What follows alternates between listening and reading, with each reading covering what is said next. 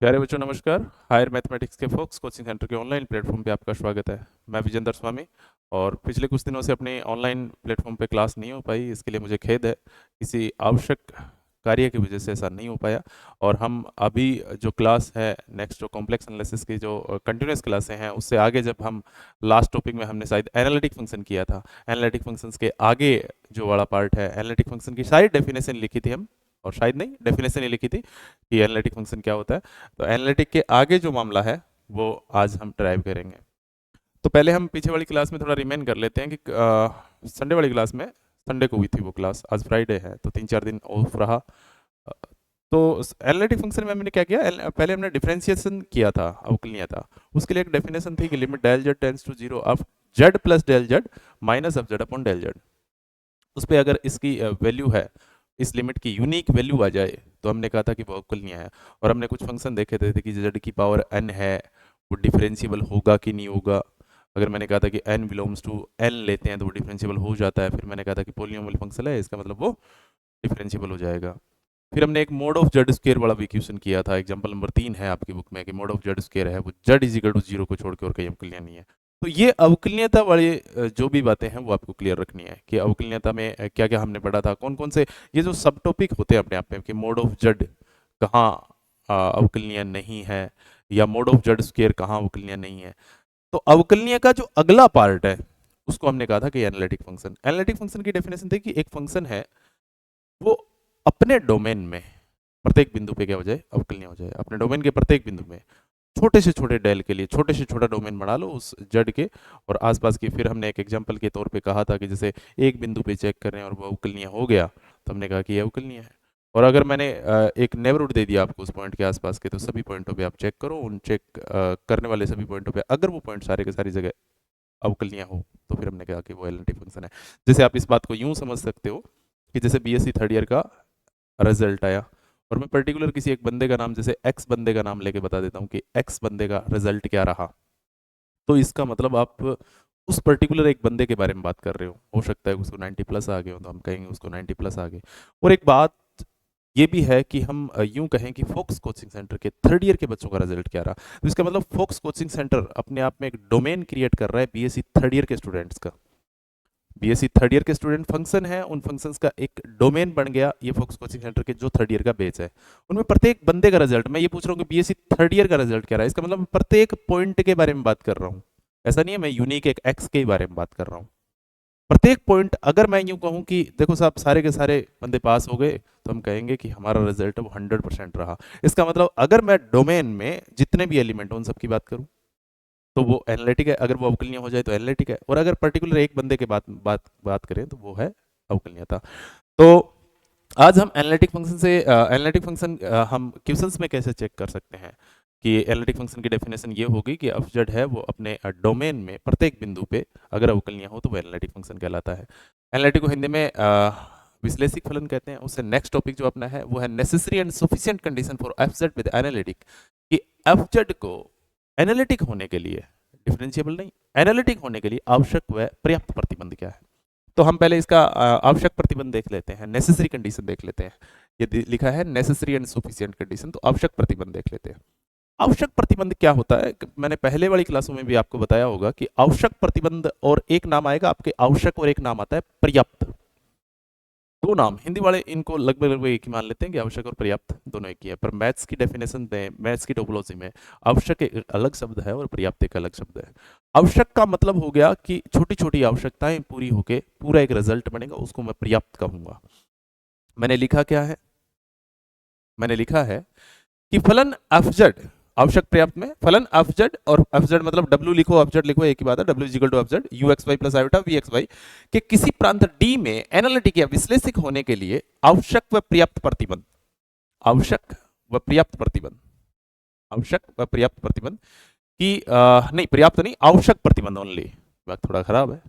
आवश्यक प्रतिबंध, सिर्फ आवश्यक प्रतिबंध है, आवश्यक प्रतिबंध के उस प्रांत में यू व V Cauchy Riemann C R equation को संतुष्ट कर रहे होंगे। कि अगर मैं आपको कोई फंक्शन दे दूं और मैं कह दूं कि ये एनालिटिक है, तो वो सी आर इक्वेशन को संतुष्ट करेंगे।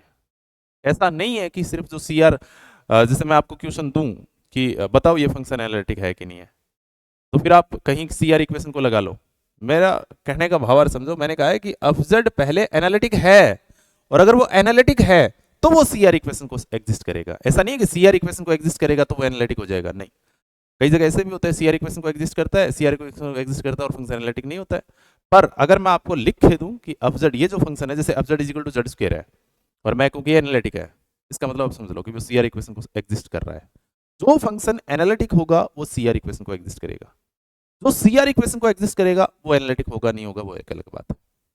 क्लियर? कुछ फंक्शन ऐसे होते हैं सी आर इक्वेशन को एग्जिस्ट करते हैं, और एक शर्त और होती है, उसके साथ अगर वो दोनों शर्तों को पूरा कर लेते हैं तो एनालिटिक हो जाता है।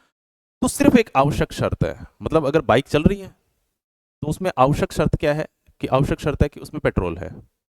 अब वो एक आवश्यक शर्त है, पर्याप्त नहीं है। जैसे आप मान लो कि उस बाइक में पेट्रोल है पूरा, क्या वो बाइक चलेगी? जरूरी थोड़ी है, हो सकता है कि उसका इंजन काम नहीं कर रहा हो, तो इसका मतलब उसमें एक आवश्यकता है कि पेट्रोल होना चाहिए उसमें। पर्याप्त थोड़ी है कि हाँ पेट्रोल होगा तो चल जाएगी, ऐसा थोड़ी होता है। तो आवश्यक और पर्याप्त को अलग अलग कंडीशन है। पहले वाली आवश्यकता देखो, छोटी छोटी आवश्यकताएं मिलकर एक पूरा बंडल बनता है, उसको मैं पर्याप्त बोलूंगा। नेसेसरी एंड सुफिशियंट, इंग्लिश में हम आवश्यकता को नेसेसरी बोलते हैं और पर्याप्त को हम सुफिशियंट बोलते हैं।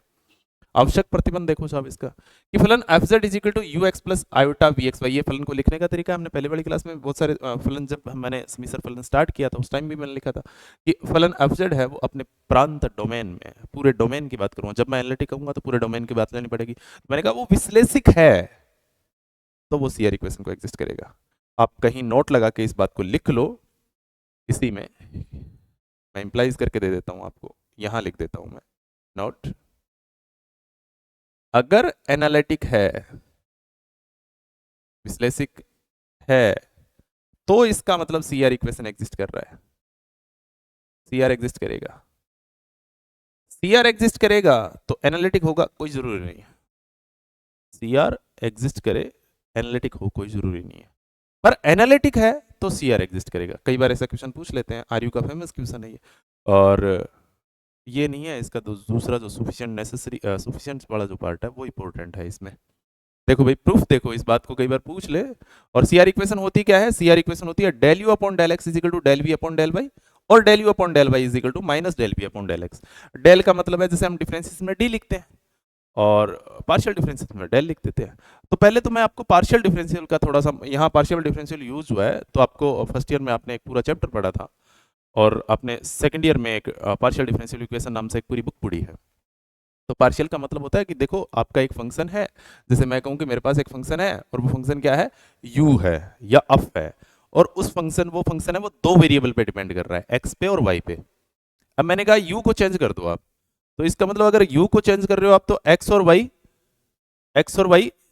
दोनों चेंज हो रहे हैं अगर आप u कर रहे हो। या फिर ऐसा कर सकते हो कि x में सिर्फ चेंज करो, y में चेंज ना करो, या फिर y में चेंज करो, x में चेंज ना करो। तो जब मैं d अगर अकेला एक फंक्शन बोल रहा हूं f, और वो एक ही वेरिएबल पे डिपेंड कर रहा है x पे, तो मैं कहूंगा कि f किस पे डिपेंड कर रहा है, x पे। तो मैंने x को चेंज किया, f चेंज हो गया। जैसे y is equal to sine x, x को चेंज करो आप, y अपने आप चेंज हो जाएगा। x की value 45 degree, y is equal to sine 45, एक बटा रूट दो। x की वैल्यू 30 डिग्री, साइन y की वैल्यू एक बटा दो। तो इस प्रकार से चेंज होता जाएगा।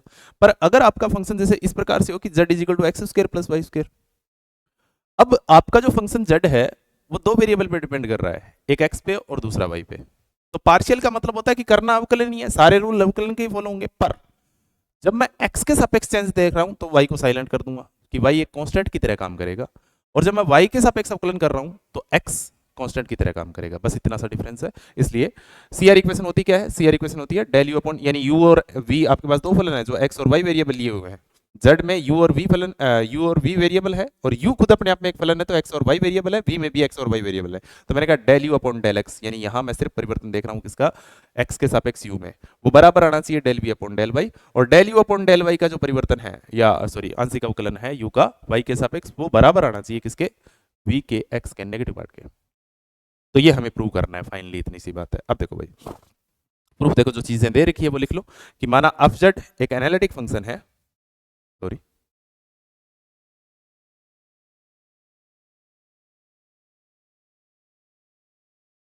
माना एफ जेड क्या है, एक अपने डोमेन डी में एक एनालिटिक फंक्शन है, मैंने लिखा है ये बात।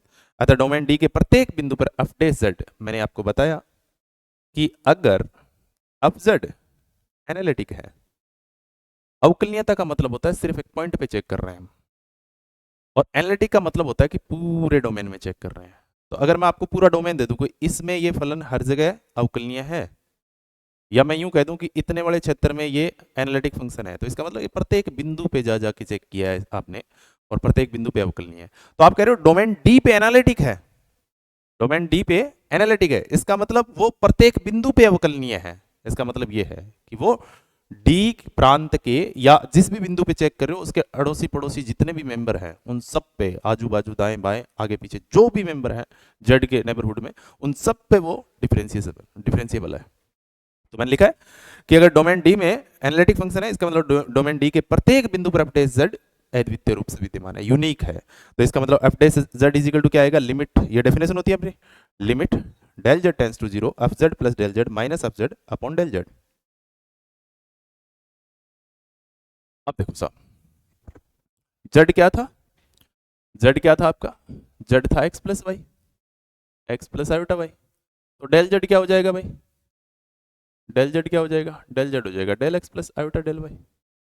अब डेल क्या शो कर रहा है, मैंने आपको पहले वाली क्लास में बताया, डेल शो कर रहा है परिवर्तन को, डेल शो क्या कर रहा है, परिवर्तन को। तो देखो यहाँ क्या किया हमने, अब Z plus del Z minus F Z upon del Z, definition होती है अपने डिफरेंशिएशन की। तो अब del Z tends to zero देखना है, तो डेल जेड की वैल्यू लिखो, del X plus iota del Y tends to zero. यहाँ ये F Z plus del Z है, एफ जेड जो फंक्शन होता है वो U X plus iota V Y होता है, U x Y plus iota V Y होता है। इसका मतलब इसमें एक रियल पार्ट होता है, एक इमेजिनरी पार्ट होता है। तो मैं यहाँ z प्लस डेल जेड की बात कर रहा हूँ, इसका मतलब यहाँ z प्लस डेल जेड करना है, यानी x में भी डेल x होगा और y में भी डेल y होगा। तो मैंने लिखा कि u जो पार्ट है वो x प्लस डेल x होगा plus y plus del y हो जाएगा, और फिर इमेजिनरी वाला पार्ट आएगा आयोटा v, और फिर आयोटा v में भी क्या हो जाएगा, x प्लस डेल x, क्योंकि आपने F Z is equal to U x Y plus iota we X Y लिखा है। जेड एक्स और वाई दोनों से मिलकर है, del Z, Z plus del Z क्या हो जाएगा, del Z plus del Z हो जाएगा X plus iota Y plus comma del X plus iota del Y, और दोनों को कंपेयर करोगे तो एक साथ आ जाएगा X plus del X plus iota common Y plus del Y, यानी पूरा variable X plus del x Y plus del Y की तरह यूज करेंगे। तो यू रियल पार्ट, अंदर वाला function X plus del x Y plus del Y, iota we x plus del x, और minus F Z की value लिख दी अपॉन डेल जेड कर दिया। अब आपने कहा है कि ये एनालिटिक फंक्शन है, अब जेड क्या है, एनालिटिक है, इसका मतलब इसका जो डिफरेंशिएशन है वो यूनिक है, यानी ये पथ पे निर्भर नहीं कर रहा है, ये जो लिमिट यहां से जो मान आएगा ना वो पथ पे निर्भर नहीं करेगा। तो मैंने लिखा है कि एफ डैश जेड अद्वितीय रूप से विद्यमान है, अर्थात एफ डैश जेड पथ पर निर्भर नहीं करेगा। पथ पे निर्भर नहीं करेगा तो चाहे इसका मतलब चाहे आप एक्स एक्स के अनुदिशा हो, चाहे आप वाई एक्स के अनुदिशा हो, चाहे आप Y is equal to M X के अनुदिशा हो, तीनों के अनुदिश आने से आपके पास क्या आएगा, आंसर सेम आएगा। आप डेज का चाहो पहले एक्स एक्स के अनुदिश यानी limit del x tends to zero करोगे, del Y equal to zero करोगे तो एक आंसर आएगा, वो एफ डेज जेड होगा।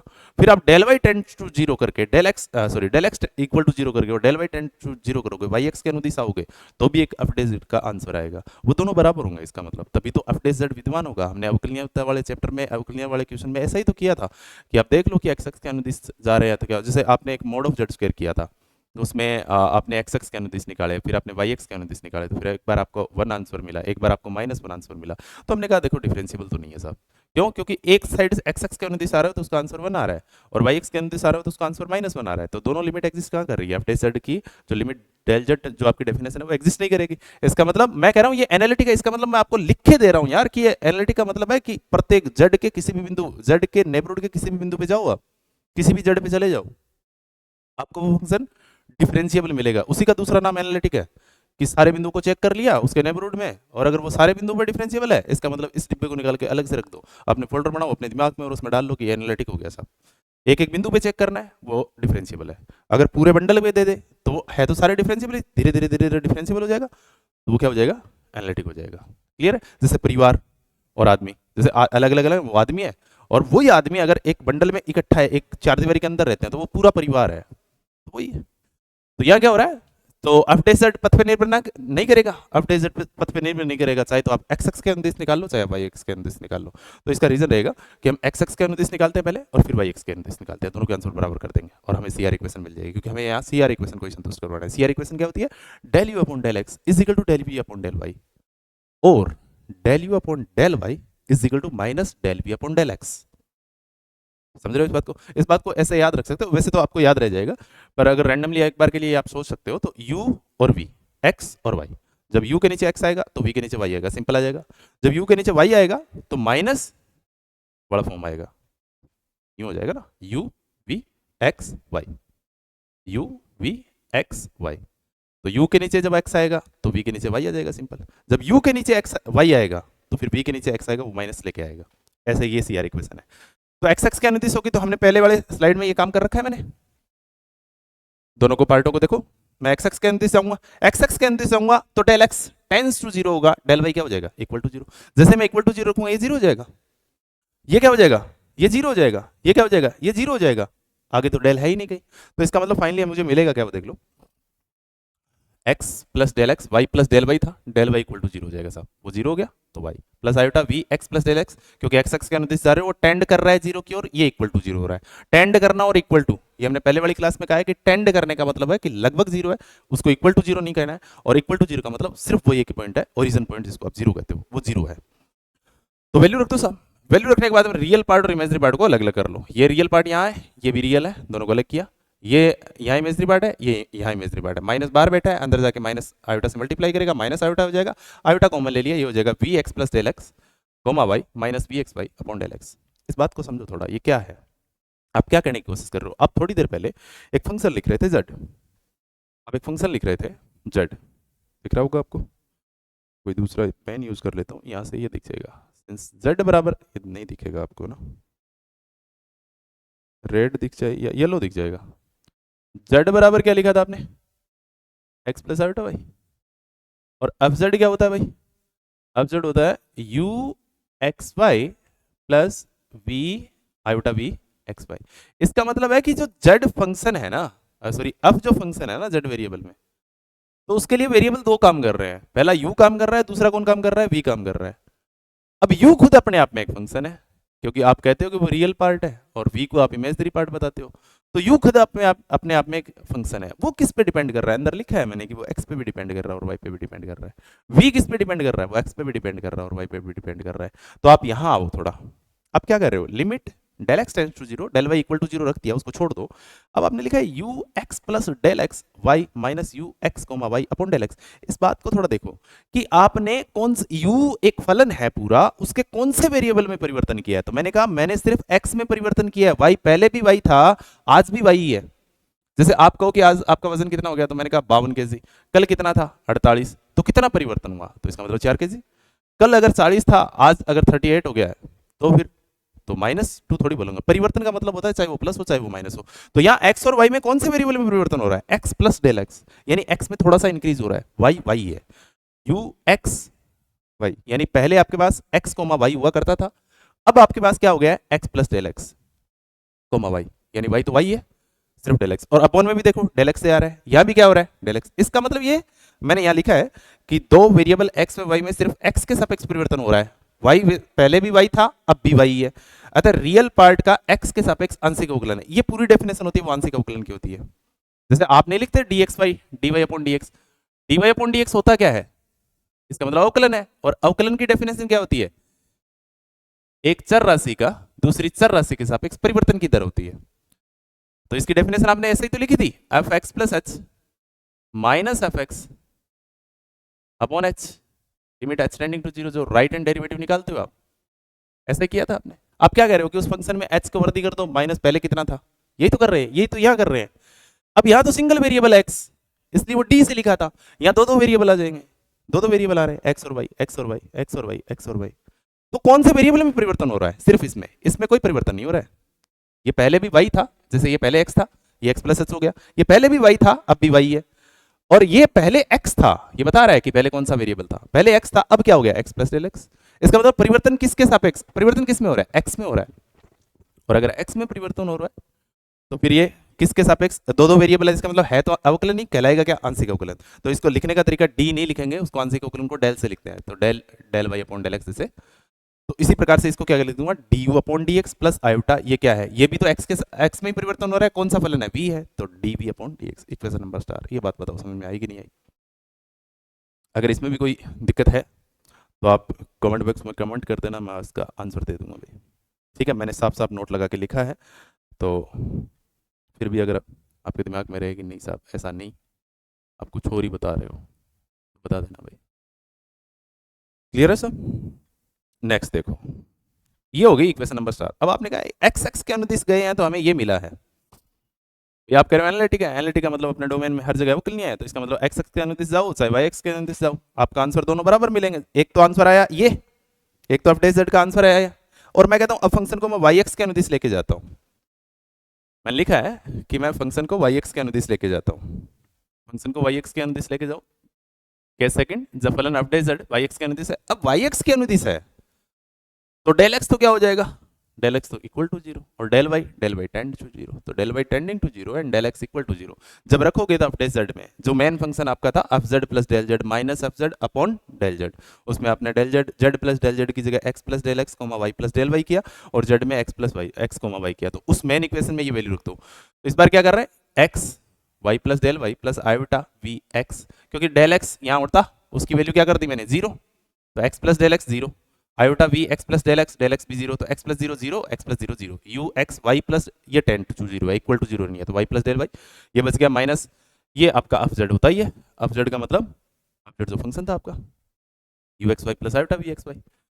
अब रियल पार्ट को अलग, इमेजरी पार्ट को अलग, सिमिलरली जैसे वहां किया था सेम काम ये है कि ये साहब यहाँ थोड़ा ध्यान रख लेना भाई, वन अपॉन आयोटा आएगा ना डेल वाई, क्योंकि आप डेल जेड करोगे, डेल जेड में आप नीचे लिखोगे del X plus iota del Y, तो डेल एक्स को तो आपने इक्वल टू जीरो कर दिया, नीचे बच जाएगा आयोटा डेल वाई। तो अब ये क्या बच गया, आयोटा यहाँ बच गया, आयोटा यहाँ बच गया, तो यहाँ भी आयोटा आएगा इमेजरी पार्ट को जब अलग करोगे, और नीचे ये आयोटा इससे आयोटा कैंसिल हो गया, नीचे यहाँ आयोटा बच जाएगा।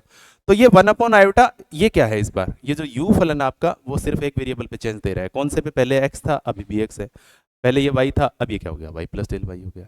तो इसका मतलब अपॉन में डेल वाई है, तो वन अपॉन आयोटा तो कांस्टेंट की तरह बाहर ले आओ, इसको मैं लिख दूंगा, ये आंशिक अवकलन की डेफिनेशन है, del you upon del Y हो गया, प्लस आयोटा से आयोटा कैंसिल आउट हो गया, आयोटा की टेंशन खत्म। यहाँ भी देख लो एक्स पहले भी एक्स था, वी वाला फंक्शन अब भी एक्स में ही है, वाई पहले वाई था अब क्या हो गया, वाई प्लस डेल वाई, इसका मतलब चेंज किसके सापेक्ष हो रहा है, डेल वाई, तो इसका मतलब ये हो जाएगा D del we upon del Y.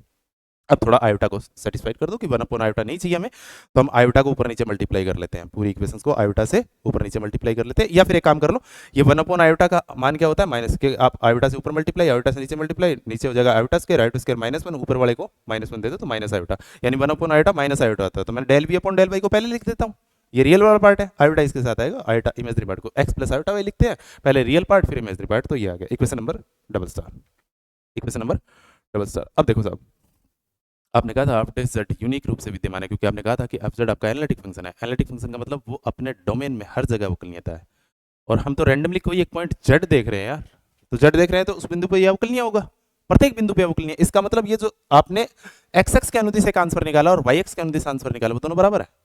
अगर आप कह रहे हो कि वो एनालिटिक है, इसका मतलब आप शर्त को मंजूर कर रहे हो कि वो हर बिंदु पे अवकलनीय है, अवकलनीय है तो ये यूनिक रूप से यानी पथ पे निर्भर नहीं करेगा, इसका मतलब दोनों के मान बराबर आएंगे।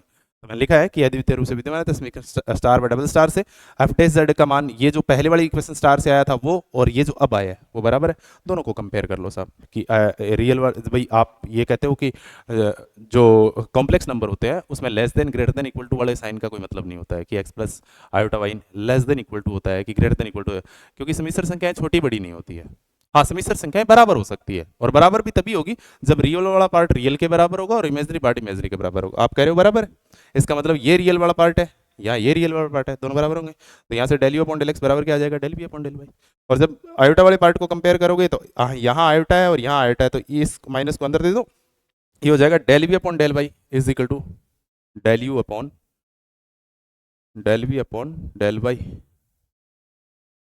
देखना यार एक्स है, ये एक्स है ये भाई, थोड़ा यहाँ देखना यार, ये देखेंगे करेक्शन करेंगे, थोड़ा सा देख लेना, इसको ड्राइव किया था मैंने, देख लो रियल में काल्पनिक भागों की तुलना करने पर del you upon del x equal to del we upon del Y and del you upon del Y equal to minus del we upon del X. Clear है सब, ये आपका पूरा यही है सी आर इक्वेशन। अगर ये बड़ा क्वेश्चन आ जाता है तो आपको ये इक्वेशन एग्जिस्ट करवानी है, जो सी आर इक्वेशन है, जो सी आर समीकरण है। सी आर समीकरण का मतलब होता है कोसी रीमान समीकरण, हिंदी में इसको कोसी रीमान समीकरण लिखते हैं। कई बार क्वेश्चन आ जाता है कि कोसी-रीमान समीकरण को प्रूव करो।